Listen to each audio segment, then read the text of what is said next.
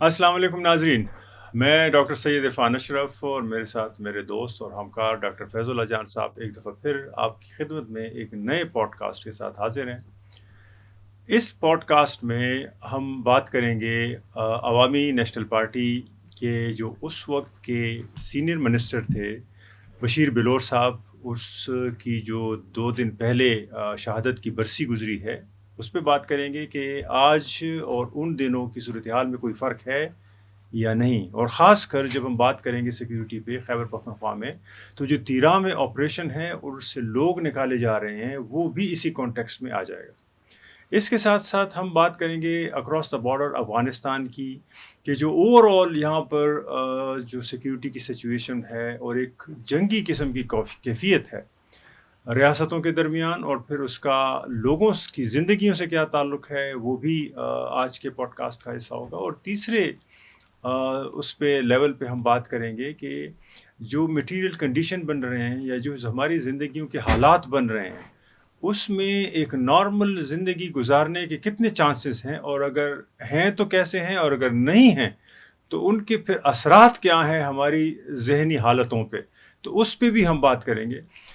تو فیض صاحب، پہلے تو ہم شروع کرتے ہیں بشیر احمد بلور صاحب، جو جن کی شہادت 2012 دسمبر کا مہینہ تھا، میرے خیال میں 20 دسمبر تھا۔ 22 دسمبر تو شہادت ہوئی، پھر 2 دن پہلے ان کی برسی تھی، تو اس حوالے سے آپ کیا کہیں گے؟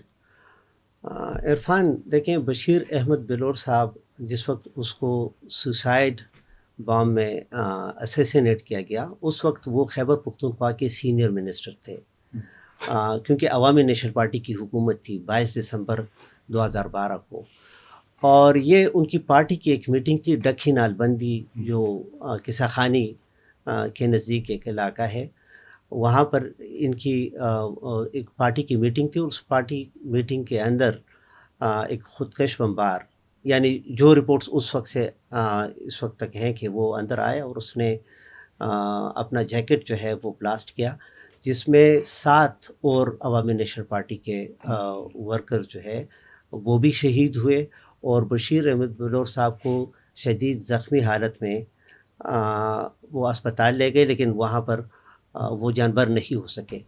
لیکن آج کے کانٹیکس میں جب ہم دیکھتے ہیں نا، یہ بہت ضروری ہے ہمارے ناظرین اور سامعین کے لیے کہ اس کو پراپر کانٹیکس میں دیکھ کے ہم انڈرسٹینڈ کرنے کی کوشش کر سکیں، تو شاید آج جو ہمارے حالات ہیں ان کا جواب بھی ہمیں اس میں مل جائے گا۔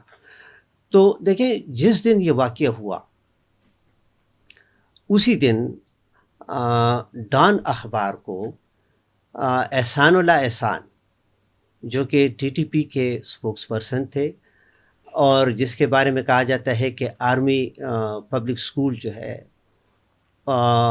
اس حملے کی ذمہ داری بھی انہوں نے قبول کی، تو اس نے بشیر احمد بلور کے اسیسینیشن کی ذمہ داری بھی قبول کی، اور اس نے یہ کہا کہ ہم نہیں چھوڑیں گے عوامی نیشنل پارٹی کو اور ایم کیو ایم کا، ان 2 پارٹیوں کو، اور یہ کہا تھا کہ یہ سیکولر پارٹیز ہیں، تو اس لیے ہم ان کو نہیں چھوڑیں گے۔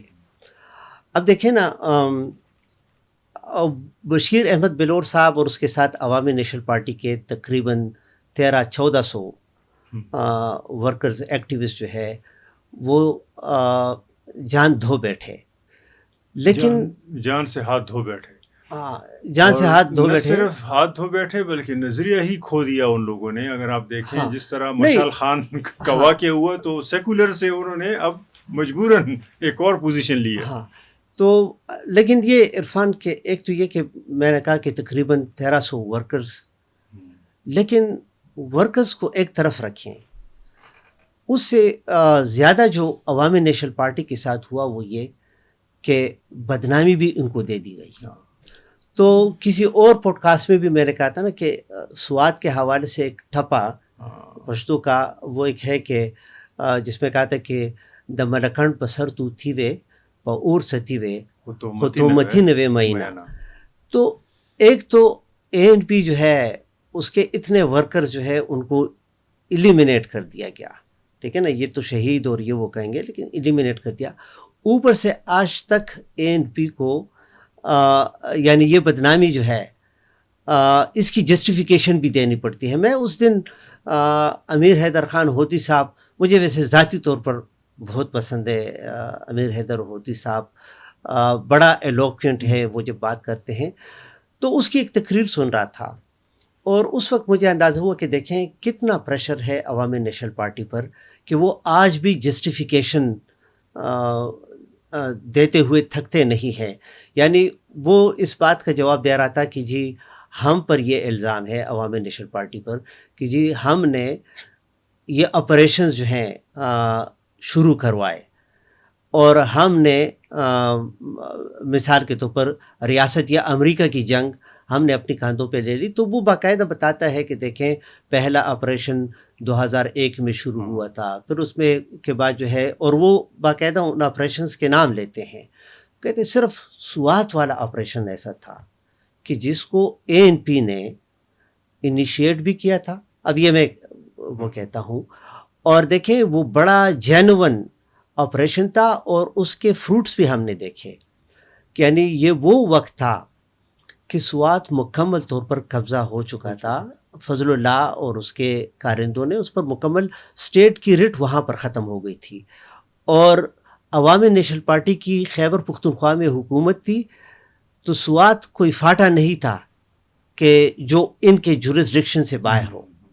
باقی فاٹا کے اندر جو کچھ بھی تھا تو ANP والے تو اس لیے کچھ نہیں کر سکتے تھے کہ وہ صوبے کا حصہ نہیں تھا فاٹا، تو سوات تو صوبے کا حصہ تھا.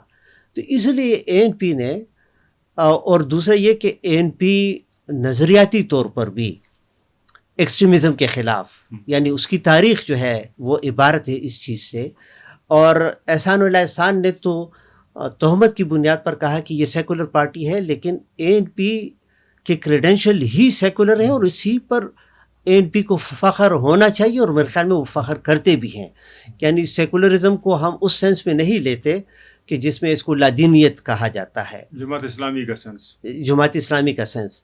تو دیکھیں عوامی غیر جماعت اسلامی کے سینس میں لیتے ہیں، ہم اس کو دنیاوی کہتے ہیں، یا آپ نے اس کو علمی کہا تھا. ایگزیکٹلی کہ عربی میں سیکولرزم کی معنی ہے علمانیہ، ڈیرائیوڈ فرام نالج، اس کو وہ کہتے ہیں. لیکن دیکھیں سوات ہم کھو چکے تھے، اور یہ وہ وقت تھا کہ طالبان سوات سے بونیر انٹر ہونے کی کوشش کر رہے تھے. تو تب اس وقت ANP نے بہت بڑا کام کیا کہ انہوں نے ایک آپریشن وہاں پر لانچ کیا. ٹھیک ہے، اس آپریشن کے اندر لوگوں کو تکلیف ہوئی، 3 ملین تک لوگ وہ وہاں سے IDPs ہو گئے، بہت سارے لوگ. لیکن یہ ہے کہ سوات کو ریکلیم کر دیا، اور سوات کو ریکلیم کر دیا، بونیر کو بچا دیا، اور ساتھ ہی ساتھ دیر کو بھی بچا دیا. اور یہ وہ وقت ہے، دیکھیں سوات، دیر، بونیر یہ کوئی دور افتادہ علاقے بھی نہیں ہیں. وہاں سے چند سو کلومیٹر پر پھر تو اسلام آباد بھی ہے، پشاور پہ نزدیک. تو اس لیے میں کہتا ہوں کہ عوامی نیشنل پارٹی، اب میں یہ نہیں کہتا کہ بدقسمت پارٹی ہے، یا شاید مثال کے طور پر سیاسی طور پر اس کے بعد یہ میرے خیال میں اپنے اس نیریٹیو کو صحیح طریقے سے پیش نہ کر سکے. نہیں، میرے خیال میں ریاست نہیں ایسا نہیں تھا. عوامی نیشنل پارٹی کا نیریٹو جو تھا اس کی وہی کامیابی تھی جس کا آپ نے ذکر کیا. نیریٹو کی کیا بات ہے، نیریٹو تو فالو کرتا ہے آپ کے ڈیڈز کو، ایکٹیویٹیز. میں یہ نہیں کہتا، میں کہتا ہوں لوگوں کو سیل آؤٹ کرنا. دیکھیں لوگوں کو خود سمجھنا چاہیے، آپ کی بات ٹھیک ہے، لیکن یہ کہ آپ کا جو کردار ہے اگر وہ خود گفتار بن جائے تو پھر تو ANP نے کیا.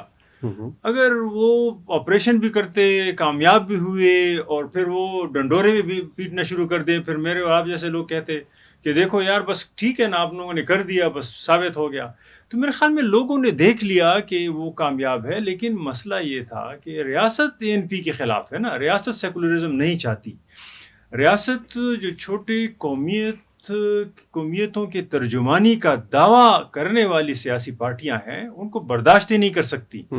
اور اس کا ثبوت پھر آپ نے احسان الاحسان کی بات کی. احسان الاحسان ہی نے کہا، جس طرح ہمارے ایک دوست نے اس کی طرف اشارہ بھی کیا پروگرام شروع کرنے سے پہلے، کہ یہی احسان الاحسان جس کو ملٹری نے پھر گرفتار کیا تھا، یا اس نے اپنے آپ کو حوالے کیا تھا. دونوں میں سے کوئی چیز صحیح ہے یا انہی کا بندہ تھا. بالکل.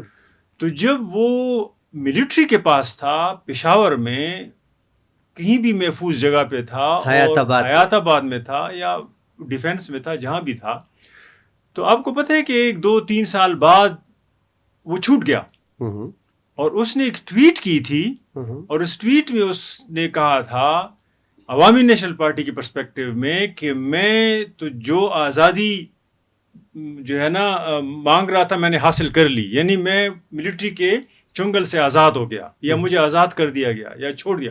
آپ جس آزادی کی باتیں کر رہے ہیں وہ خالی خولی ہیں اور آپ لگے رہے ہیں اس آزادی کے بارے میں, یعنی عوامی نیشنل پارٹی کو کہ آپ جو آزادی مانگتے ہیں.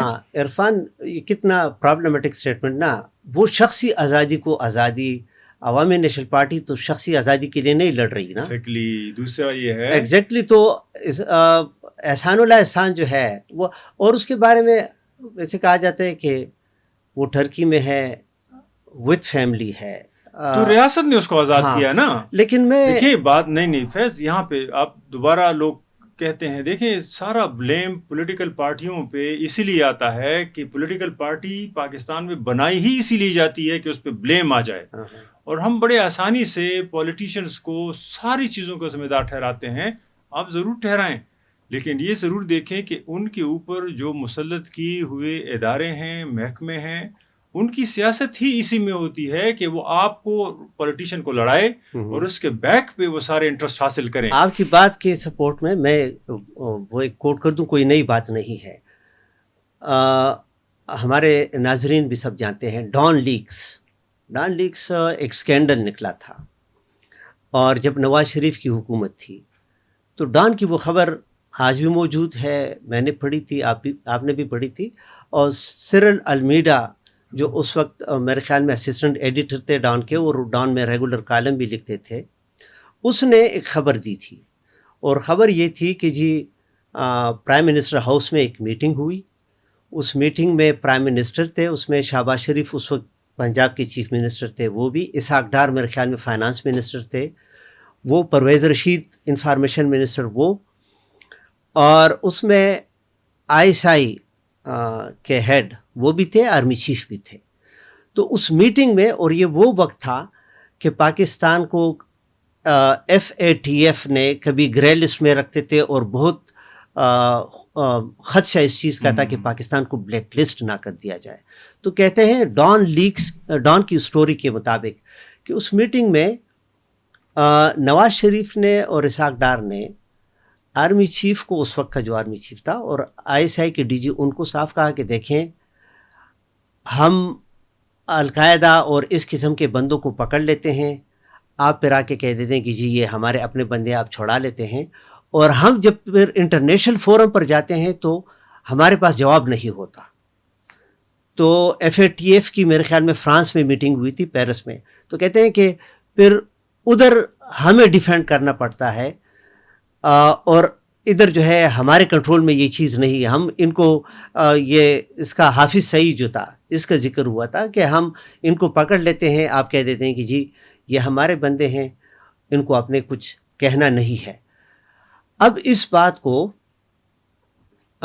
باقاعدہ پھر اس کو سکینڈل بنانے میں عمران خان صاحب کا بھی بڑا وہ رول تھا کہ دیکھیں ڈان جو ہے وہ اینٹی پاکستان ہے, اور اس کا پھر رزلٹ یہ بھی نکلا کہ یہ پرویز رشید صاحب کو منسٹری سے ہٹا بھی دیا گیا. پھر اس کے بعد سینٹ میں الیکشن کنٹیسٹ کرنے سے بھی اسے روک دیا گیا. لیکن میں کہتا ہوں احسان اللہ احسان نے جو اسٹیٹمنٹ دی تھی, اور یہ جو ڈان لیکس کی جو خبر ہے, دیکھیں اس میں اس ایکسٹریمزم کے مسئلے کا حل بھی موجود ہے, جو ہم نے پچھلے پوڈ کاسٹ میں بھی کہا تھا نا کہ اگر آپ ریلیجس کونوٹیشنز استعمال کرنا شروع کریں گے نا, یہ فتنہ الہندوستانی اور فتنہ الخوارج, تو یہ آپ انہی کا ڈسکورس یوز کر رہے ہیں جو لوگ یہ مزاحمت یا یہ ٹیررزم کر رہے ہیں, اب ان کی لینگویج یوز کر رہے ہیں. تو احسان اللہ احسان نے اپنے اس بیان میں بشیر احمد بلور کو اسیسینیٹ کرنے کے بعد جو اس نے کہا, اس میں حل بھی ہے کہ اس نے کہا ہم ANP کو اس لیے ٹارگٹ کرتے ہیں کہ ANP ایک سیکولر پارٹی ہے. میں کہتا ہوں کہ اس وقت خیبر پختونخوا کے جو حالات ہیں ان کو سیکولرزم کے ذریعے ہی ہم کاؤنٹر کر سکتے ہیں.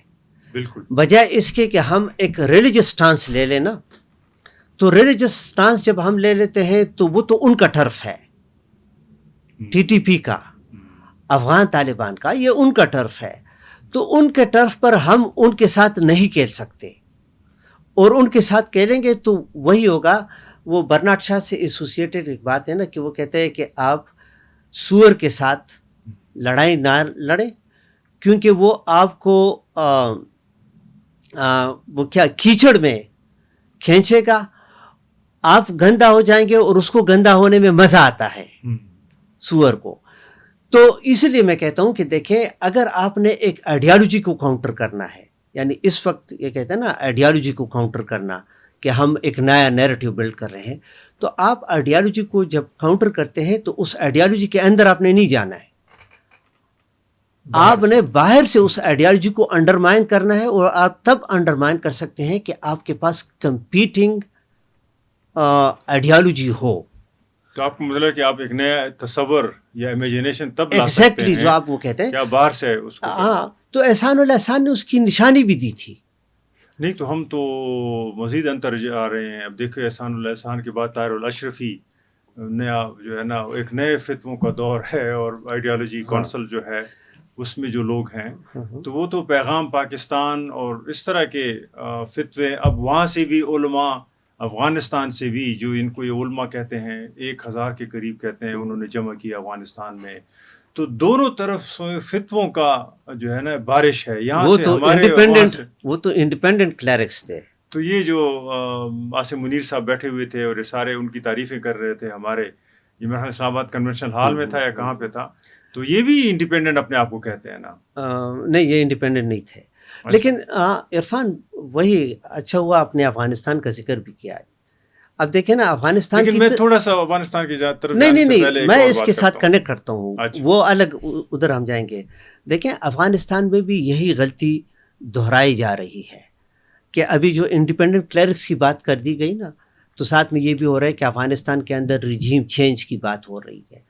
لیکن ریجیم چینج کیسے ہوگا کہ ایک طالبان گروپ کو ڈسلاچ کر کے اس کی جگہ دوسرے طالبان گروپ کو لائیں گے, تو اگین وہی ہوا کہ آپ اسی ٹرف پہ لڑ رہے ہیں. گڈ طالبان بیڈ طالبان ٹرف ہے. Exactly, good Taliban bad Taliban ٹرف ہے. اس طالبان ٹرف سے نکلنا ہوگا. لیکن اب میں دوبارہ آپ کو کھینچتا ہوں. آپ نے دیکھو کہا, میں اس کو, آپ نے کہا سیکولرزم اور ایک ریلیجیس امیجنیشن کی بات کی, جو ہم نے پچھلے پوڈ کاسٹ میں بہت واضح کیا تھا. میں اچھا ان چیزوں کو اتنا سیپریٹ نہیں سمجھتا. میں آپ کی بات سمجھ رہا ہوں, لیکن جب میں دیکھتا ہوں نا کہ آپ نے کہا علمانیہ سیکولرزم کی, ہم نے ایک پہلے پوڈ کاسٹ میں بھی اس پہ اچھی خاصی بحث کی تھی کہ اگر عربی میں اس کو علمانیہ کہتے ہیں اور ہم اردو میں اس کو دنیاوی کہتے ہیں. نہیں, دنیاوی اس کو لادینیت کہتے ہیں. وہ جماعت اسلامی کا پرسپیکٹو ہے نا, میں اس کو نہیں لیتا. میں دنیا میں یعنی ایک اس کے طور پہ نیوٹرل اگر لیتا ہوں تو دنیاوی کہتے ہیں سیکولرزم کو. یعنی ہمیں آپ کے خدا سے کوئی غرض نہیں ہے, آپ جس خدا کو پوچھتے ہیں یہ آپ کا کام ہے. ہم آپ کی دنیاوی معاملات کی ذمہ داری لیتے ہیں اور اس کے لیے آپ کو ذمہ دار ٹھہراتے ہیں. یہ ریاست کا ایک نظریہ ہے کہ اگر آپ جرم کریں گے تو ہم اس کی سزا دیں گے, یہ قطع نظر اس کے کہ آپ مولوی ہیں یا آپ کون ہیں یا آپ نے کس بنیاد پہ جرم کیا ہے. یہاں تو لوگ چھوٹی بچیوں سے ریپ کر لیتے ہیں, پھر ٹی وی پہ بیٹھ کے کہتے ہیں کہ مجھ سے بس خدا نے بس اسی طرح مجھ سے کروایا گیا ہے, یعنی میں نے نہیں کیا, شیطان نے وہ کیا, یعنی مجھے خدا نے توفیق یہی دی جو میں کر چکا کیونکہ میرے ساتھ شیطان تھا. تو اس کا مطلب یہ ہے کہ آپ جو قانون ہے یا جو جورسپروڈنس ہے وہ آپ کی دنیاوی تعویل میں اس کو کنسیڈر نہیں کرے گی آپ کہ شیطان نے کیا یا کس نے آپ سے کروایا ہے. تو یہ سیکولرزم ہے میرے نزدیک میں. تو میں صرف یہ اس لیے کہہ رہا ہوں کہ جب ہم اس کو دنیاوی اور آخرت والا, تو ہم ایک بائنڈری ہم نے کریٹ کر دی آلریڈی. تو میرے خیال میں آج کل کے وقت میں اس کو ہم آنٹولوجیکلی دیکھ رہے ہیں, یعنی ریاست جو ہے وہ سیلف جسٹیفیکیشن ڈھونڈتی ہے. ریاست کہتی ہے کہ آپ نے ایک جرم کیا ہے، اس کی سزا اس بنیاد پہ نہ ہو کہ آپ کتنے مذہبی ہیں کتنے نہیں ہیں. آپ نے نہیں، جرم ہے اپنی جگہ. تو میں اس لیے بھی آپ سے پوچھنا چاہ رہا تھا کہ آج کل بہت سی چیزوں کو ہم، مثال ہمارے سارے ادارے اس علم کی بنیاد پہ ہیں، سیکولرزم کی بنیاد پہ. آپ کا پی ٹی سی ایل، آپ کا واپڈا، آپ کا وہاں مذہب کی بنیاد پہ لوگوں کو نہیں لیا جاتا، میرٹ کی بنیاد پہ. یہ سیکولر آئیڈیالوجی ہے. اسی طرح آپ کے ملک میں یہ کہہ رہے ہیں جمہوریت، ہم تو جمہوریت چاہتے ہیں، سارے یہی کہتے ہیں. تو جمہوریت میں مذہب کی بنیاد پہ کسی کو پرائم منسٹر، اگرچہ وہ تو کہتے ہیں کہ مسلمان ہوگا، لیکن اس کے نیچے باقاعدہ پارلیمنٹ ہے، یہ سارا کچھ. تو میں پورا یہ اس لیے کہہ رہا ہوں کہ اگر ہمارے ریاست، اس کا سٹرکچر اور ہماری پوری جو دنیا کے ساتھ جانے کا جو نظام ہے، اگر وہ دنیاوی ہے تو پھر اس کو ریلیجیس امیجنیشن کے ذریعے ہم بار بار پروف کرنے کی کوشش کرتے ہیں کہ یہ ناکام ہو جائے تاکہ ہماری بات ثابت ہو جائے کہ ہم ٹھیک ہیں، یہ نظام غلط ہے. یہ میں جنرل اس لیے کہہ رہا ہوں کہ پاکستان میں جتنی بھی ہماری تربیت ہوتی ہے، ہم رہتے تو دنیا میں ہیں اور دنیاوی نظام کے نیچے اپنے لیے روزانہ رزق کماتے ہیں، لیکن ہماری جو امیجنیشن ہے، جو ہم نے مذہبی بنائی ہے، اس میں ہماری پوری کوشش ہوتی ہے کہ یہ نظام فلاپ ہو، کیونکہ ہم ڈیموکریسی کو بھی اسلام کے خلاف سمجھتے ہیں، لادینیت سمجھتے ہیں، دنیاوی نہیں سمجھتے، سیکولرزم کی غلط انٹرپریٹیشن کر رہے ہیں. ہم اپنی زندگی کو بھی جو مارکیٹ کے لیے گزارے، بچوں کے لیے رزق کمائے، کام کریں، اس کو بھی ہم لادینیت اس لیے سمجھتے ہیں. وہ کہتے ہیں کہ وہ تو عبادت کا ٹائم ہے، وہ تو مسجد میں گزارنا چاہیے. تو میں صرف یہ اس لیے سارا وہ کر رہا ہوں کہ جو سیکولرزم کا کانسیپٹ، جماعت اسلامی یا لادینیت کا جو کانسیپٹ ہے، وہ آپ کے مذہب کو تو پریویلیج کرتا ہے، لیکن وہ اس دنیا کو ہی جرم سمجھتا ہے، گناہ سمجھتا ہے، شیطانیت سمجھتی ہے. اس بنیاد پہ آپ زندگی تو یہاں گزار رہے ہیں، لیکن وہ زندگی سے نفرت بھی کر رہے ہیں، اور ہم آگے کی بجائے پیچھے امیجنیشن ڈیولپ کر رہے ہیں. عرفان، پہلے تو یہ ایک کلیریفیکیشن دے دینا کہ لادینیت سیکولرزم کو یہ مولوی فضل الحق نے دیا تھا، اور یہ وہ شخص تھا کہ جس نے ایک بہت بڑا کام کیا تھا کہ اس نے پہلی اردو ٹو انگلش یا انگلش ٹو اردو ڈکشنری لکھی تھی. تو اب اس کو سیکولرزم کے لیے یا تو اردو کا کوئی لفظ نہیں ملا کہ اس کا وہ ترجمہ کر دے، یا شاید اس کی آئیڈیالوجیکل لیننگ یہ تھی کہ وہ خود سیکولرزم کے خلاف تھے، تو اس نے اس کا ترجمہ لکھ دیا لادینیت، اور یہ بس اس کی معنی جو ہے وہ پڑ گئی. تو اس لیے ہمیں یہ بھی ذہن میں رکھنا چاہیے کہ یہ ٹرانسلیشنس اور یہ ورڈ میننگ یہ ساری کتنی آئیڈیالوجیکل ہوتی ہیں. بے شک کوئی کہے کہ یہ ڈکشنری میننگ ہے تو اس کو بھی کنٹیسٹ کیا جا سکے. دوسری آپ نے بڑی اچھی بات کی، دیکھیں کہ یہ کہتے ہیں دنیاوی. عرفان، میں اور آپ، ہم سب لوگ زندگی گزار رہے ہیں اس دنیا میں، ٹھیک ہے، لیکن اس دنیا کے نظام کو چلانے کے لیے ہم ایک اور دنیا کے امیجنیشن جو ہے اس کو یہاں کنکریٹائز کرنے کی جب کوشش کرتے ہیں تو پھر یہاں پر یہ کانفلکٹ تو آئے گا. کیونکہ یعنی مسلمان جس دنیا کو امیجن کرتے ہیں نا، یہ وہ دنیا ہوگی کہ جس میں ایک دن 70,000 سال کا ہوگا، جس کا مطلب یہ ہے کہ وہ یہ پلینٹ نہیں ہے، اور پلینٹ ہے، کوئی اور پلینٹ ہے، ٹھیک ہے نا. دوسری بات یہ ہے کہ وہ دنیا ہوگی کہ جس میں گناہ اور ثواب کا کانسیپٹ ختم ہو جائے گا. وہ دنیا ہے کہ جس میں ظلم ختم ہو جائے گا. یہ وہ دنیا ہے کہ جس میں ظالم اور مظلوم نہیں ہوں گے، ٹھیک ہے نا. جنت والے لوگ ہوں گے، دوزخ والے لوگ ہوں گے. تو وہ والا کانسیپٹ، یعنی اس دنیا کا تصور یہ ہے. ہم اس آج کی دنیا میں اگر زندگی گزار رہے ہیں تو اس دنیا میں ہم نے باقی اقوام، باقی مذاہب کے فالورز کے ساتھ مل کے رہنا ہے. تو اگر ہمارا امیجنیشن وہ ہے تو پھر اس امیجنیشن میں تو دوسرے مذہب کے والا کوئی بھی فٹ نہیں ہوتا. تو اس کا مطلب ہے کہ پھر ہم اس دنیا کے ساتھ چلنے کے لیے تیار نہیں ہے نا. ابھی میں کیونکہ ہمارا امیجنیشن جو آپ وہ کہہ رہے ہیں نا، ہمارا امیجنیشن اور باقی دنیا کے امیجنیشن، اس میں فرق ہے ایک. دوسرے وہی جو آپ نے بات کی نا عرفان، مجھے اس چیز کی سمجھ نہیں آ رہی کہ ہمارے پاس ایک سیکولر سٹرکچر آلریڈی موجود ہے جو آپ کی ریاست ڈیفینیشن کے مطابق اسٹیٹ کے مطابق، اور ہم نے نہیں بنایا، انگریزوں نے بنایا اور ہم نے اون کیا اس ہم کو. نے اس کو اون کیا ہے کہ ہمارے پاس پارلیمنٹ ہے ہم، جس میں لوگ ڈائریکٹلی الیکٹ ہو کے آتے ہیں، قانون وہاں پہ بنتا ہے. ہمارے پاس سینٹ ہے جس میں انڈائریکٹلی لوگ وہ ہوتے ہیں. ہمارے پاس عدالت ہے. اب یہ سارے انسٹیٹیوشنز سیکولر نظام کے ہیں، ٹھیک ہے نا. ہم نے کہیں پر ان کو اپروپریٹ کیا ہے کہ قانون سازی مذہب کے مطابق ہوگی. اچھا، یہ سٹرکچر موجود ہے اور اس کے پیرالل آپ مولویوں کو بٹھا دیتے ہیں اور ان سے آپ فتوے لیتے ہیں، اور ان کے ذریعے ملکوں کے تو چھوڑیں، دوسرے ملکوں کے ساتھ بھی تعلقات ایویلیویٹ کرتے ہیں. جس طرح یہاں فتوے جاری ہوئے، افغانستان میں فتوے، دونوں طرف سے فتوے کلیش کر رہے ہیں. وہ بھی. لیکن میں کہتا ہوں کہ دیکھیں، جو لوگ اس وقت ملک کے اندر ایکسٹریمزم اور ٹیررزم کر رہے ہیں، وہ بھی یہی مثال کے طور پر ان کا بھی شورا ہوتا ہے، ان کا بھی شورا ہوتا ہے نا.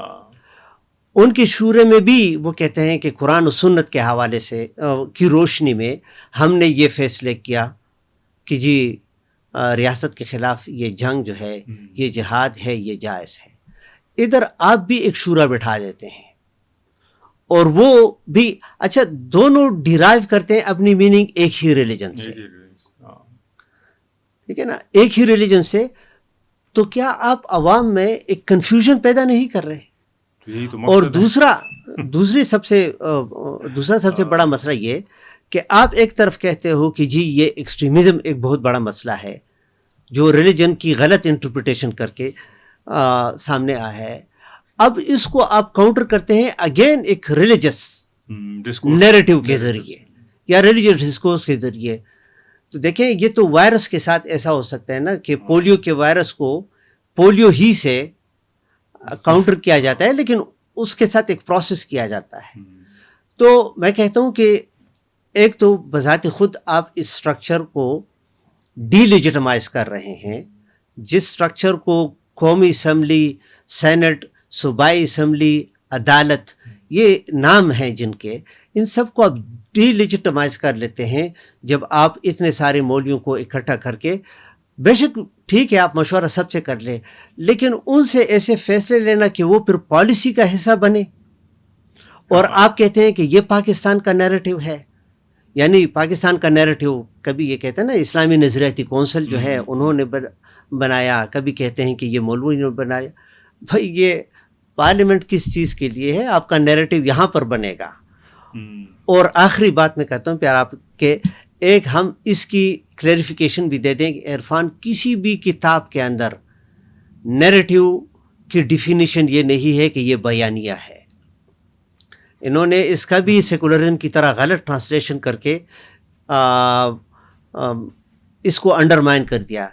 Narrative is more about what you do than what you say, ٹھیک ہے نا. ایکشنز جو ہیں یہ نیریٹو کا حصہ ہیں، صرف گفتار نہیں. تو یہ بیٹھ کے ایک ڈاکومنٹ بنا لیتے ہیں، کہتے ہیں کہ یہ ہمارا نیریٹو. آپ کی پالیسی کیا ہے اور آپ کے ایکشنز کیا ہیں گراؤنڈ پر، وہ آپ کا نیریٹو ہے، ٹھیک ہے نا. نیریٹو وہ ہے، صرف کہنے والی بات نہیں ہے. پشتوں میں بات ہے کہ جس طرح منہ اس طرح چپیڑ سنگم مخغس درز. تو میرے خیال میں یہ جو ہمارے اقتدار میں بیٹھے ہوئے لوگ ہیں وہ سالہ سال سے اپنی عوام کا مذاق اڑاتے رہے ہیں، ان کو انڈرمائن، انڈر اسٹیمیٹ کرتے رہے ہیں. مثال ایوب خان کہتا تھا کہ یہ جو جمہوریت ہے یہ ٹھنڈے علاقوں کی جو ہے نا پیداوار ہے، وہیں پہ جمتی اور سچتی ہے. پاکستان کے ساتھ اس کا کوئی تعلق نہیں، ہم گرم علاقوں کے لوگ ہیں. اسی طریقے سے ہمیشہ یہ کہتے رہے ہیں کہ سویلین تو بلڈی سویلین ہے، یہ انگریزوں کے دور سے. اسی طریقے سے یہ ہمارے پولیٹیکل لیڈرز عوام کو کہتے ہیں بیوقوف ہیں، یہ بھیڑ بکریاں ہیں، ان کو جس طرح ہانکو اسی طرح. تو دیکھو آخر میں انہوں نے عوام کو وہی بنا لیا جو ان کا تصور تھا، کیونکہ 80 سال کے قریب ہونے والے ہیں. اب آپ 80 سال یا 75 سال لوگوں کو بھیڑ بکریاں کہیں، آپ ان کو جاہل کہیں, آپ ان کو تھرڈ کلاس سٹیزن کہیں, تو آخر میں ان کو پھر یہ بلیف ہونا شروع ہو جاتا ہے کہ ہم اسی طرح ہیں. آپ اکثر دیکھتے ہیں بہت سے لوگ آپ کہتے ہیں کہ پاکستان اسی طرح ہے, بس اسی طرح چلتا ہے, it is what it is, جس طرح انگریزی میں اس کو کہتے ہیں نا. تو دیکھیں لوگ پھر واقعی اس کو, ان میں وہ جذبہ ختم ہو جاتا ہے جو ایک پروگرس کا اور ایک آپٹیمزم کا جذبہ ہوتا ہے. اور میں دیکھ رہا ہوں کہ ہمارے لوگ اسی نہج پہ کھڑے ہو گئے ہیں کہ جس نہج پہ ان کے حکمران ان کو دیکھنا چاہتے تھے, وہ ادھر ہی کھڑے ہیں.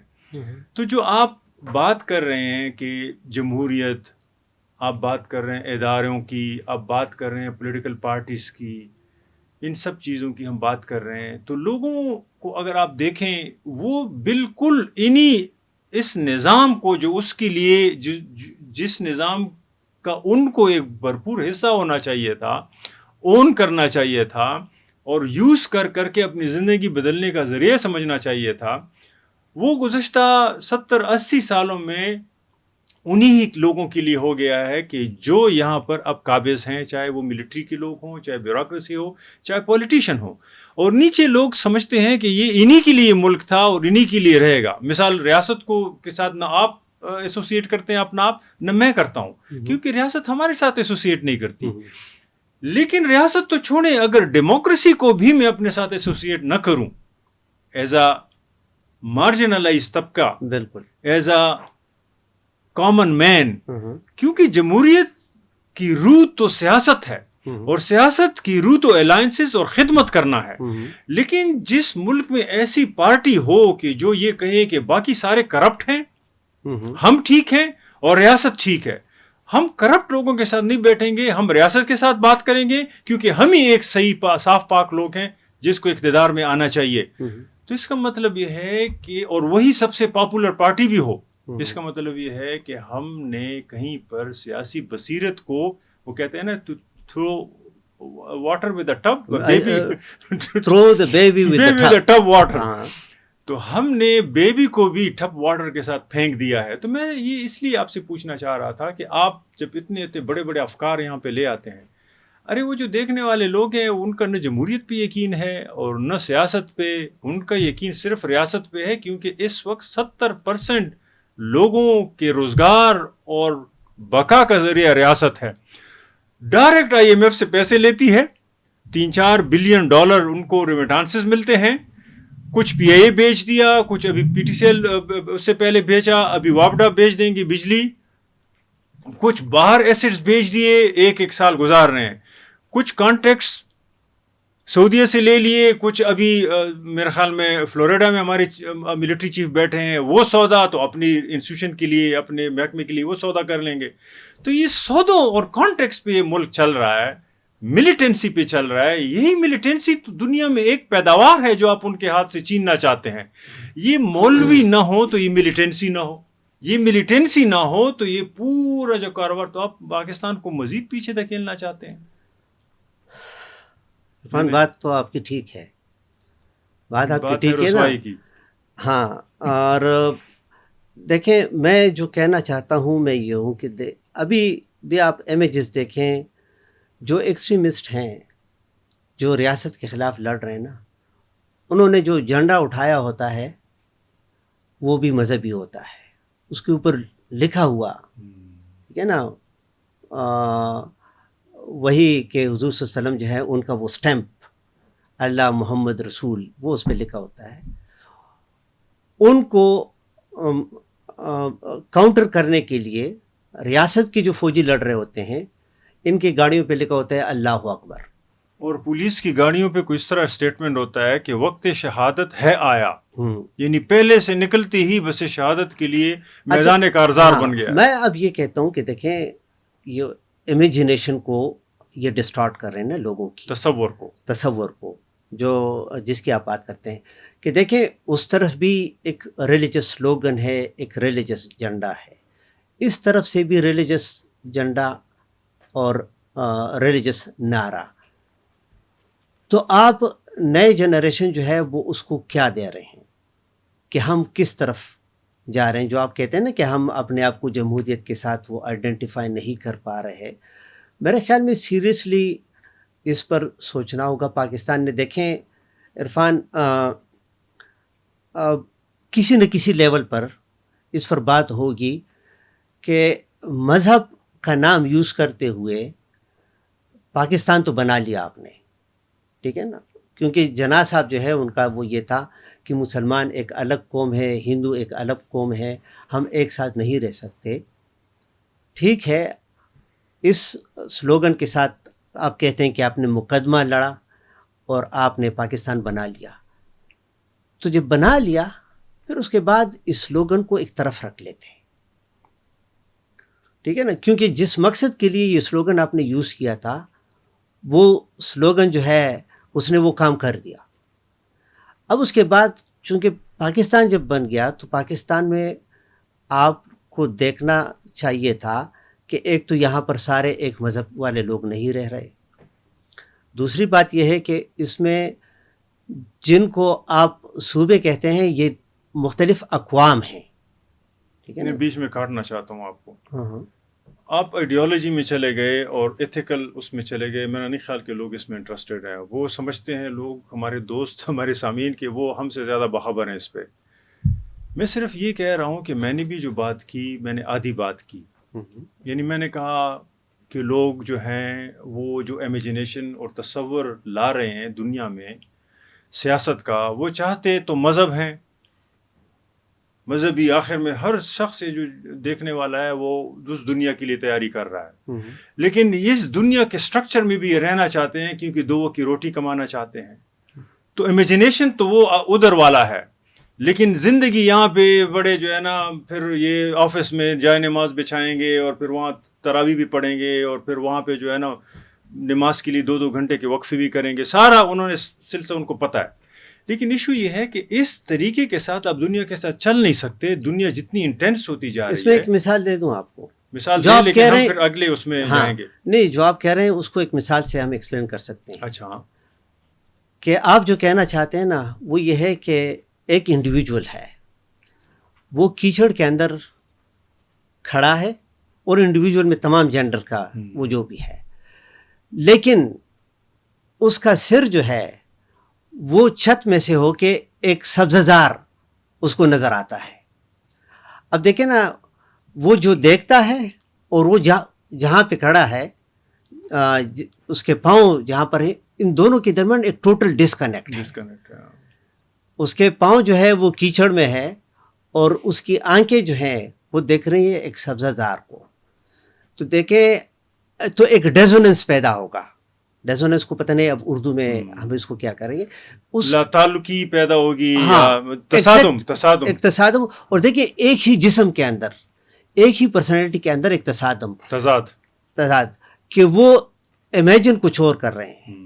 وہ انڈیویجول دیکھ کچھ ہو رہا ہے, لیکن اس کے پاؤں جو ہے وہ کیچڑ میں ہے تو وہ ایک اور ریئلٹی ہے. اب یہ دو ڈفرنٹ ریئلٹیز, اب دو ڈفرنٹ ریئلٹیز جہاں پر مثال کے طور پر اس میں سے کسی ایک کو آپ مکمل طور پر اون نہیں کرتے نا, تو یہ آپ کے پرسنالٹی کے اندر ایک سٹریس, ایک ٹینشن پیدا کر دیتا ہے, ٹھیک ہے نا. اور اسی لیے سائیکالوجی میں اس کو کہتے ہیں نا وہ کاگنیٹیو ڈیزوننس. تو اس ڈیزوننس کو ختم ہم نہیں کر سکتے لیکن اس کو کم کر سکتے ہیں. تو کم کرنے کا ایک طریقہ یہ ہے کہ آپ نے کسی ایک ریئلٹی کو ایکسیپٹ کر لینا ہوگا. تو یہ ہے کہ آپ نے یہ ایکسیپٹ کر لیا ہے کہ جی آپ کیچڑ کے اندر کھڑے ہیں, آپ نے اس کیچڑ کی جگہ کو پہلے اتنا ٹھیک کرنا ہے کہ یہ بھی اس سبزہ زار کی شکل میں ہو, اور یا پھر دوسری ریئلٹی یہ ہوگی جو کہ اس وقت ہے کہ اس سبزہ زار کو ختم کر دیں تاکہ کوئی آئیڈیل ماڈل ہی نہ ہو.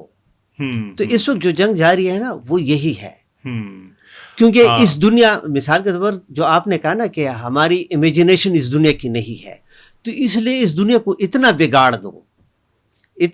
دو کہ آپ کہیں کہ دیکھیں نا یہ چیزیں فانی ہیں, یہ خراب نہیں, یہ بات پھر وہی میں اس میں بھی بات کرنا چاہتا لیکن بات بہت لمبی ہو جائے گی. میں یہ کہہ رہا ہوں کہ دیکھیں اگر اس دنیا کی بھی امیجنیشن آپ کی ہے تو اس کے لیے بھی تو بنو نا.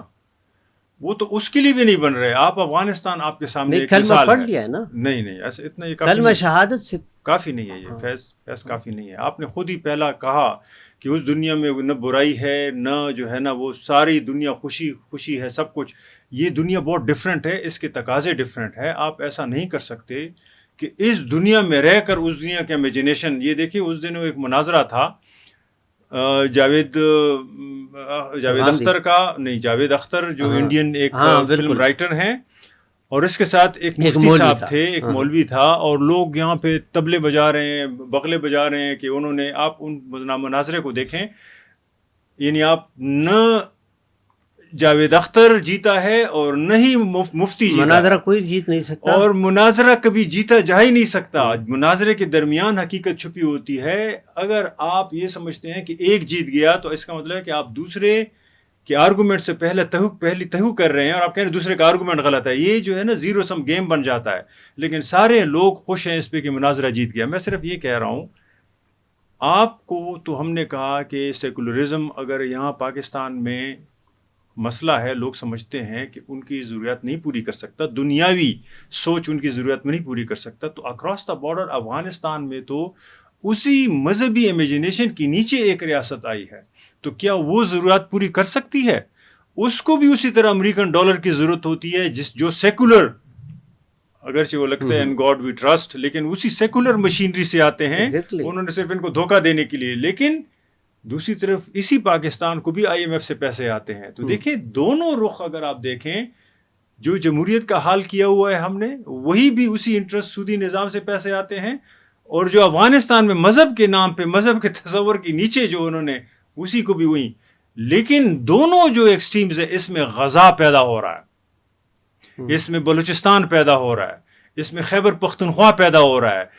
تو جاوید اختر صاحب اور وہ مفتی صاحب کے اگر اس کو دیکھیں, وہ جاوید اختر صاحب بار بار اس کو کہہ رہے ہیں کہ غزہ کی بات کریں, آپ کے امیجنیشن کے نیچے غزہ پیدا ہو رہا ہے. مطلب یہ تھا کہ وزیرستان پیدا ہو رہا ہے, مطلب یہ تھا کہ خیبر پختونخوا پیدا ہو رہا ہے. تو دوسرا مفتی اس کو کہہ رہے ہیں کہ ایموشنل باتیں نہیں کریں گے, آپ بلیک میلنگ کرتے ہیں ایموشنل. مطلب اس کا یہ تھا کہ پوری دنیا ملیا میٹ ہو جائے, یہ 7 بلین لوگ تباہ ہو جائیں, کوئی مقصد نہیں ہے. خدا کی طرف جانا ہے, آپ نے خدا کی عبادت کرنی ہے, لوگوں پہ دل نہیں دکھانا.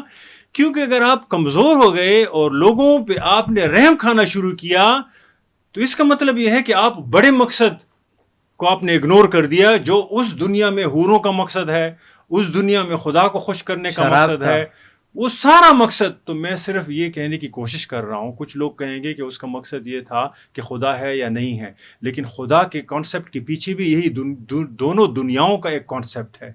یعنی جو کہہ رہا تھا جاوید اختر کہ اس دنیا میں جو ظلم ہو رہا ہے, ستم ہو رہا ہے, تو وہ ایک گلے کے طور پہ کہہ رہا تھا کہ اگر کوئی خدا ہوتا تو اس کا جانچ یا جائزہ لے لیتا. یہ اس کا ایک آرگومنٹ ہے, آپ اس سے اتفاق نہیں کر سکتے, آپ اس کو ملحد کا آرگومنٹ کہتے ہیں, دیٹس اوکے. لیکن مفتی صاحب کون سا ڈفرینٹ آرگومنٹ کر رہے تھے, اس کے پاس کوئی آرگومنٹ اس کا نہیں تھا کہ اتنا ظلم ہو رہا ہے. وہ بار بار کہہ رہے تھے دنیا ایک ٹیسٹ ہے, آپ کے لیے ٹیسٹ ہوگی, ایک مسلمان کے لیے ٹیسٹ ہوگا, لیکن ایک ملحد تو اس کو ٹیسٹ نہیں سمجھتا اس کو. تو میں صرف یہ کہہ رہا ہوں کہ اگلے پڑاؤ میں اگر ہم افغانستان کی طرف دیکھیں تو وہاں تو ایک مذہبی حکومت ہے, لیکن وہاں خواتین اسکول کے لیے نہیں جا سکتی, خواتین کے حقوق نہیں ہیں وہاں پہ, انسانی اگر ہیومن رائٹس وہ نہیں ہیں, دنیا کا کوئی تصور نہیں ہے, نظام نہیں ہے, اور وہ کہہ رہے ہیں کہ نماز بھی پڑھو اور ساتھ میں کلشنکوف بھی اپنے ساتھ رکھو. تو یہ بھی تو کوئی نظام نہ ہوا پھر نہیں. اور اس کے بنیاد پر اگر خیبر پختونخوا غزہ بن رہا ہے دونوں ملکوں کے درمیان, اس نظام جس کو ہائبرڈ نظام کہتے ہیں, گڈ طالبان بیڈ طالبان کا نظام کہتے ہیں, تو اس میں پھر اور مذہبی امیجنیشن کے نیچے تو پھر غزہ اور خیبر پختونخوا رہیں. اسی سے تو خدا کا پتہ چلتا ہے. ہم نے اگلی دنیا دیکھنی ہے. تو اس کا آپ کے پاس کوئی جواب ہے؟ نہیں. دیکھیں عرفان, یہ تو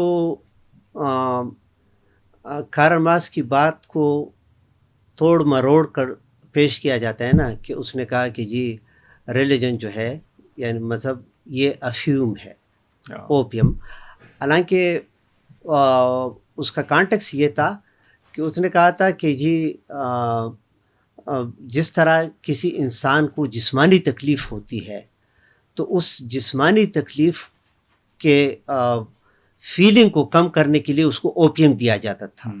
تو اس نے کہا کہ اوپیم سے وہ مسئلہ حل نہیں ہوتا تھا, وہ درد محسوس نہیں ہوتا تھا. تو اس نے کہا کہ انسانی زندگی بھی بڑی ٹف ہے. اس نے کہا بڑی ٹف ہے, اس میں بڑی تکالیف ہیں. تو اس نے کہا کہ اس نے اس میں کہا کہ جی مذہبی اس کا پیغام یہ ہے کہ ان تکالیف کی وہ کیا ہے, اس کو محسوس کرنا جو ہے وہ اس سے کم ہو جاتا ہے. لیکن ہماری ریاست اور مذہبی جو طبقہ ہے, انہوں نے یہ تہیہ کر لیا ہے کہ ہم اس افیون والی بات کو صحیح ثابت کریں گے, اور یہ ریلیجن کو افیون ہی کی طور پر استعمال کرتے ہیں.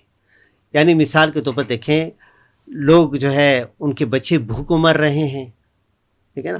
اس سردی کے موسم میں فراء سے ہزاروں کی تعداد میں لوگوں نے جو ہے اپنا یعنی جو کچھ ان کے پاس ہے وہ اٹھا کے وہاں سے نکل رہے ہیں.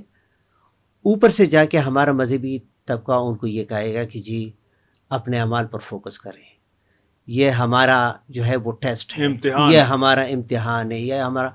تو وہ کیا ہوگا کہ جو زیادتی ان کے ساتھ ہو رہی ہے, جو ڈسلوکیٹ, ڈسپوزیسڈ اور ڈسلاج ہو رہے ہیں نا, وہ اس کو ایکسیپٹ کر لیں گے اللہ کی طرف سے, اور وہ فوکس کر دیں گے اپنے آپ پر کہ جی ہم سے مثال کے طور پر نمازیں شاید قضا ہو گئیں, ہم نے شاید روزے صحیح نہیں رکھے, یا کوئی گستاخی کی. ہاں گستاخی. تو پھر ان حالات کو تو اس طریقے سے ٹھیک نہیں کیا جائے گا.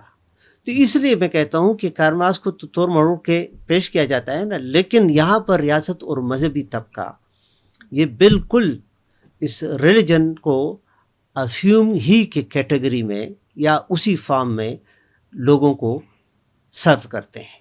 تو اس کا مطلب یہ ہے کہ اگر آپ نے کارل مارکس کی مثال دی تو ہم یہ تیسرے حصے میں اسی پہ ڈسکشن کرتے ہیں. ڈسکشن پھر دوبارہ جاتی ہے اس طرف کہ آیا دنیا میں جو چینج ہے وہ آئیڈیا یا کانشیسنس یا شعور لاتا ہے, یا دنیا میں چینج یا تبدیلی وہ میٹیریل کنڈیشن, وہ حالات لاتے ہیں کہ جس کے نیچے انسان برسر پیکار ہے دنیا کے نظام کے ساتھ بھی, یعنی کمانا, زندگی کے لیے کچھ بچوں کے لیے پیدا کرنا, ریاست کے ساتھ بھی اس کا سٹیزن بن کے, سبجیکٹ بن کے رہنا, اور نیچر بذات خود. مثال افغانستان جانے والے جو پناگزین ہیں یا جو مہاجر جن کو یہ کہتے ہیں, افغان بھائی ہیں ہمارے, وہ جس حال میں جا رہے ہیں, ریاست کہتے ہیں ہم نے تو ان کو صرف کہا ہے کہ آپ ملک سے باہر نکل جائیں, کیونکہ آپ یہاں پہ جسٹیفائی نہیں کرتے, لیجیٹیمیٹ نہیں ہیں, تو آپ نکل جائیں. لوگ راستوں پہ تو جا رہے ہیں, لیکن جس ماحول میں جا رہے ہیں اس سردی کے دنوں میں, لوگوں کے بچے مر رہے ہیں, لوگوں باڑ لگائی ہوئے ہیں, تو لوگ ان کو مار تو نہیں رہا ڈرون سے اس طرح, وہ تو وزیرستان میں مار رہے ہیں, لیکن ان کو تو نہیں مار رہے ہیں, لیکن مار بھی رہے ہیں ساتھ میں. تو دیکھیں جو نیچر کے ساتھ بھی وہ برسر پیکار ہیں وہ لوگ, کیونکہ نیچر پھر ان کو مار رہا ہے, یہ تو نہیں مار رہے ان کو.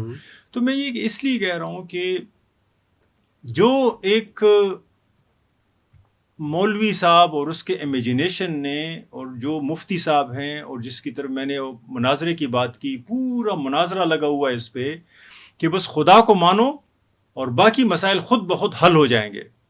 لیکن دوسری طرف ہم دیکھ رہے ہیں کہ ہماری جو میٹیریل کنڈیشن ہے اس میں تو بڑے بڑے ظالم لوگ مگرمچھ بیٹھے ہوئے ہیں.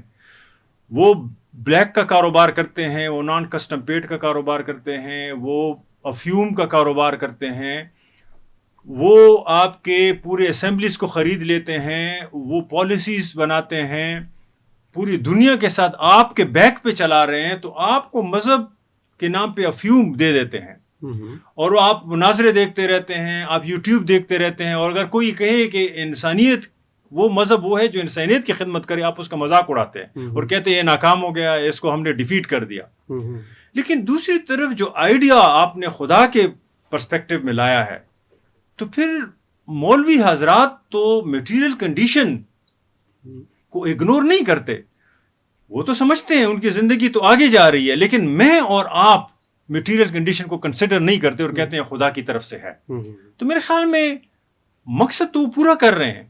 اگر یوٹیوب پہ ہے, یا ان کے لائکس بڑھ رہے ہیں, یا وہ ڈالر کما رہے ہیں, یا وہ افغانستان پہ انہوں نے پورا غلبہ لیا ہے یا پاکستان میں وہ اچھی جگہوں پہ ہیں، تو اس کا مطلب یہ ہے کہ ہم نے اپنا نیریٹو چھوڑ دیا ہے کہ ہم اپنی میٹیریل کنڈیشن کو دیکھ کے اس سے سیکھیں کہ ہمارے مد مقابل کون سی قوتیں ہیں، اور ہم بجائے یہ کہ آئیڈیالوجی کے پیچھے پڑ جائیں، سیکولرزم کو لادینیت سمجھیں، تو میرے خیال میں کچھ مسئلہ تو ہم میں اندر ہے نا کہ ہم جو چاہتے ہیں پھر وہ ہمیں مل رہا ہے. تو ایوب خان ٹھیک کہہ رہے تھے کہ ڈیموکریسی تو پھر ٹھنڈے علاقوں کی پیداوار ہے. عرفان دیکھیں، کسی نہ کسی لیول پر ہمیں اس پر بات کرنی ہوگی، اور ہم سے مراد یہ نہیں کہ میں اور آپ، یعنی اوور آل پبلک لیول پر ایک بات ہوگی کہ دیکھیں ایک اور ڈسکنیکٹ بھی ہے جس کی طرف آپ نے اشارہ کیا. میں اس کا کنکریٹ وہ اگزامپل دینا چاہتا ہوں کہ ابھی یہاں سے بھی فتوے آ رہے ہیں، افغانستان سے بھی فتوے آ رہے ہیں. تو یہ ریلیجس طبقہ اور ریاست اگر اس بات پر غور کر دیں کہ دیکھیں آپ کے قول اور فعل کے اندر اتنا بڑا تضاد ہے کہ آپ کا نیریٹو نہیں بن سکتا. اور تضاد کیا ہے؟ تضاد یہ ہے کہ آپ جب ریلیجس پرسپیکٹو سے جب آپ بات کرتے ہیں تو پھر آپ کہتے ہیں کہ مسلمان جتنے بھی ہیں ان کی مثال ایک جسم کی ہے، اور کہتے ہیں کہ جسم میں کسی بھی آرگن میں اگر کوئی تکلیف ہو تو وہ پوری باڈی جو ہے اس تکلیف کو فیل کرتی ہے. تو گویا ہم کنیکٹڈ ہیں، غزہ کے اندر فلسطینیوں کے ساتھ بھی کنیکٹڈ ہیں، ہم بلوچ کے ساتھ بھی کنیکٹڈ ہیں اسی ڈسکورس میں جو فتوے دیتے ہیں نا. لیکن دوسری طرف جب آپ آ جاتے ہیں تو آپ افغانوں کو کہہ دیتے ہیں یہاں پر کہ آپ کا اپنا ملک ہے، آپ کے پاس پاکستانی پاسپورٹ نہیں ہے، آپ کے پاس پاکستان کا ویزا نہیں ہے، اس لیے آپ یہاں پر نہیں رہ سکتے. تو یہاں پر آپ نیشن سٹیٹ کی زبان بولتے ہیں، وہاں پر آپ دیکھیں امت کی زبان بولتے ہیں. ٹھیک ہے نا؟ غزہ کے ساتھ جب ہمدردی ہے تو وہ آپ امت کی زبان بولتے ہیں. لیکن یہاں پر جب افغانوں تک بات آ جاتی ہے تو پھر آپ نیشن سٹیٹ کی زبان بولنا شروع کر دیتے ہیں. تو نیشن سٹیٹ اور امت یہ دونوں بالکل کنٹراڈکٹری ہیں. آپ یا امت کے کانسیپٹ کو امیجن کر سکتے ہیں یا آپ نیشن سٹیٹ کے کانسیپٹ کو امیجن کر سکتے ہیں. آپ دونوں کو ایک ساتھ نہیں کر سکتے، یہ دونوں ایک دوسرے کو کینسل کرنے والی ہیں. تو پہلے تو اس بات پر آپ وہ کر لیں کہ آپ کیا امت مسلمہ کی امیجنیشن رکھ کے پالیسی بناتے ہیں یا آپ نیشن سٹیٹ کی. کیونکہ ہم نے ابھی پوڈ کاسٹ سے پہلے ڈسکس کیا کہ ایک سیریز ہم کریں گے پوڈ کاسٹ اس پر کہ نیشن سٹیٹس، نیشنلزم اور اسٹیٹس یہ ان کا کیا ہے، تو مزید اس پر ڈسکس کریں گے. ناظرین، اس کے ساتھ ہمارے آج کے پوڈ کاسٹ کا وقت ختم ہوا چاہتا ہے. فیض صاحب نے بات کی قول و فعل کے تضاد کی. تو مارکس کا پورا جو فلسفی ہے وہ قول و فعل کے تضاد کے حوالے سے ہے، اور اس تضاد کو ہی مارکس نے میتھڈ کے طور پہ بتایا ہے کہ اس کو یوز کرنا چاہیے. یعنی مثال یہ ہے، اگر آپ پورے پوڈ کاسٹ کو دیکھیں تو اس میں ہم دو باتیں کرنے والے ہیں کہ ایک طرف وہ لوگ ہیں جو ہوں گے باشرہ، خود جو زندگی گزارتے ہیں وہ بڑی پرتعیش زندگی ہوگی، لیکن آپ کو دوسری دنیا کے لیے تیار کریں گے، اور جو بھی دنیا کا بیانیہ ہوگا ان کا وہ آپ کو اس بنیاد پہ جسٹیفائی کریں گے کہ جیسے یہ ہی آپ کو اگلی دنیا میں سرخرو کرے گا. مسئلہ یہاں پہ یہ آ جاتا ہے کہ یہ ہے قول و فعل کا تضاد کہ جو سیکولر زندگی یہ اس طرح کے لوگ گزارتے ہیں، آسائشوں سے بھرپور دنیاوی ضروریات کے مطابق، وہ پھر ان کے افکار میں نظر نہیں آتی. تو اس کو قول و فعل کا تضاد کہا جاتا ہے. دوسری طرف ایسے لوگ ہیں جو بشیر بلور صاحب جیسے لوگ ہیں جن کے قول و فعل میں تضاد اس لیے نہیں ہے کہ وہ جس قول کے لیے اٹھتے ہیں وہی اس کا فعل ہے، اس کے لیے جان بھی دے دیتے ہیں. تو یہ آپ کو لگتا ہے کہ سیکولر لوگ ہیں، لیکن یہی وہ لوگ ہیں کہ جو اصل میں شہادت اور اس کے رتبے کے حقدار ہیں. تو اس پروگرام کے ساتھ ہمیں اجازت دیجیے. اگلے پوڈ کاسٹ تک کے لیے اللہ حافظ.